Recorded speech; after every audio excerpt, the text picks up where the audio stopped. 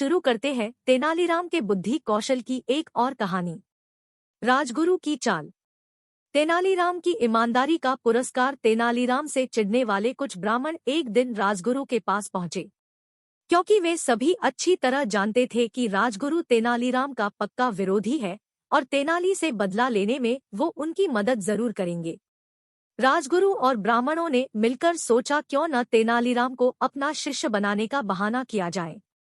शिष्य बनाने के नियमानुसार तेनालीराम के शरीर को दागा जाएगा और इस प्रकार हमारा बदला भी पूरा हो जाएगा। फिर राजगुरु उसे निम्न कोटि का ब्राह्मण बताकर अपना शिष्य बनाने से इनकार कर देंगे। अगले ही दिन राजगुरु ने तेनालीराम को अपना शिष्य बनाने की बात बताने के लिए उसे अपने घर बुलवाया।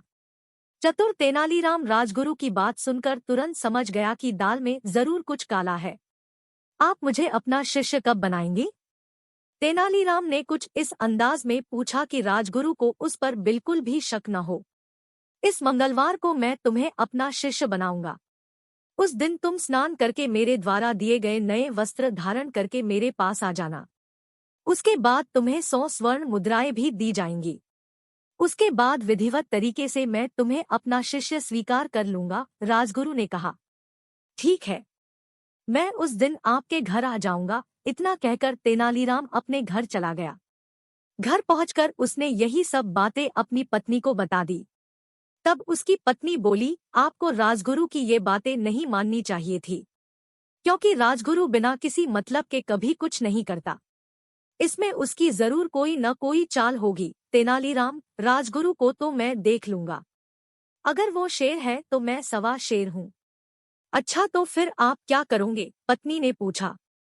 तब तेनालीराम बोला, कुछ दिन पहले कुछ ब्राह्मण राजगुरु के यहाँ सभा करने गए थे, जिनमें से सोमदत्त नाम के ब्राह्मण को मैं अच्छी तरह जानता हूँ। उसकी आर्थिक स्थिति ठीक नहीं है। मैं उसे कुछ स्वर्ण मुद्राओं का लालच देकर राजगुरु के यहाँ हुई सारी बातों के बारे में पूछ लूंगा। अगले ही दिन तेनालीराम सोमदत्त के यहाँ पहुंच गया। कुछ देर बात करने के बाद उसने सोमदत्त को 10 स्वर्ण मुद्राएं देते हुए कहा, मुझे तुम्हारी आर्थिक स्थिति ठीक नहीं लग रही है, इसलिए तुम ये मुद्राएं रख लो और मुझे राजगुरु के घर हुई सारी बातें बता दो। सोमदत्त घबराते हुए बोला, मुझे नहीं पता। तब तेनालीराम ने जोर देते हुए कहा, क्यों नहीं बता सकते? आखिर तुम भी तो उस सभा में उपस्थित थे। मैं किसी को कानों कान खबर तक नहीं होने दूंगा कि तुमने मुझे कुछ बताया है। तेनालीराम ने भरोसा दिलाया। तब जाकर सोमदत्त ने स्वर्ण मुद्राएं लेते हुए तेनालीराम को सभा में हुई सारी बातों से अवगत करा दिया। समय बीता और मंगलवार का दिन आ गया। तेनालीराम सुबह जल्दी उठकर स्नान करके राजगुरु के घर की ओर चल दिया। राजगुरु के घर पहुंचने पर उसने राजगुरु द्वारा दिए गए सुंदर वस्त्र धारण कर लिए। इसके बाद राजगुरु ने उसे 100 स्वर्ण मुद्राएं देकर बैठने के लिए कहा, क्योंकि नियम के अनुसार अब तेनालीराम को शंख और लौह चक्र से दागा जाना था, इसलिए उन्हें आग में तपाया जा रहा था। जैसे ही वे पूरी तरह तप गए, तभी तेनालीराम 50 स्वर्ण मुद्राएं राजगुरु की ओर फेंकते हुए बोला, आधी ही बहुत है, आधी आप वापस रख लीजिए। इतना कहकर तेनाली वहां से भाग गया। अब राजगुरु और ब्राह्मण भी तपे हुए शंख और लौह चक्र लेकर तेनालीराम के पीछे पीछे दौड़ने लगे। यह नजारा देखने के लिए रास्ते में काफी भीड़ इकट्ठी हो चुकी थी। तेनालीराम भागते भागते महाराज के पास पहुंच गया और बोला, महाराज, न्याय करें। दरअसल मुझे राजगुरु का शिष्य बनाया जा रहा था कि मुझे अचानक याद आया कि मैं उनका शिष्य नहीं बन सकता, क्योंकि मैं तो निम्न कोटि का ब्राह्मण हूँ। वैदिकी ब्राह्मण ही राजगुरु का शिष्य बन सकता है। इसलिए आधी विधि होने के कारण मैंने 50 स्वर्ण मुद्राएं रख ली और 50 स्वर्ण मुद्राएं राजगुरु को वापस दे दी। फिर भी वे मुझे दगाने के लिए मेरे पीछे आ रहे हैं।